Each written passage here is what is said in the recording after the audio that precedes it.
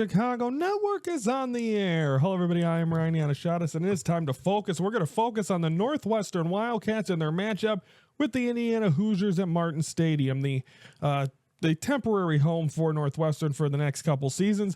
And early on, I mean, you started off, and you got to talk about Curtis Rourke, who had 380 yards passing, 25 for 33 and 3 touchdowns. If you tell you right there, you're like, this game is a blowout. And if I also tell you that Indiana had 41 points, you're like, Northwestern, did they even show up to this game? But overall, I think they did.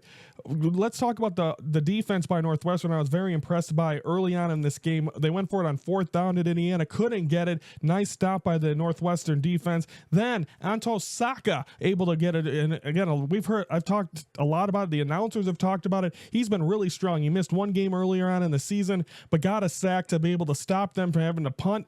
Did Indiana. So a nice job defensively there, but it kind of went downhill after that. Justice Ellison rushing touchdown made it 7-0 Indiana.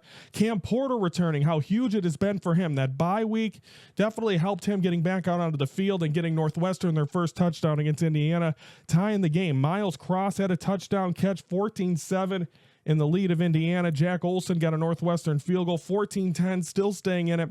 A field goal then by Indiana, making it 17-10. So at that point, you're like, okay, they're still in this game. They're going tick for tack. And then Keyshawn Williams gets a touchdown, 24-10 Indiana. A.J. Henning getting a beautiful 35-yard catch, or maybe it's 38-yard catch. What a job by, I know Jack Lausch has been up and down. It just seems like it's a very similar to watching Caleb Williams, where it just seems like the offensive line doesn't show up and they're just running for their lives out there. But he is, and he's trying to throw. So I'm seeing a lot of Jack Lausch and Caleb Williams similarities, which isn't good. Just telling you. And but anyway, beautiful play there, 24-17. Field goal by Indiana, again, making it a 10-point game.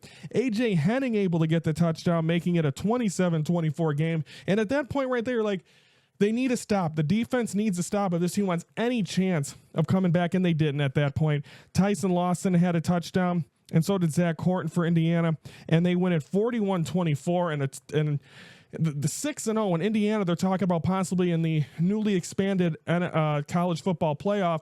They might be in there. They're playing that good of football. Their coach is the first coach to have them undefeated this far in a season for a long time. So great job there. So Indiana came in, and Northwestern, I'll give them credit. They did stay in this game. If you take out the fourth quarter, close game, but great teams, good teams. They were able to stop and score in the fourth, and that's exactly what they did. So congratulations, Indiana. They get the win over Northwestern. Northwestern drops to 2-3, 6-0 go Indiana.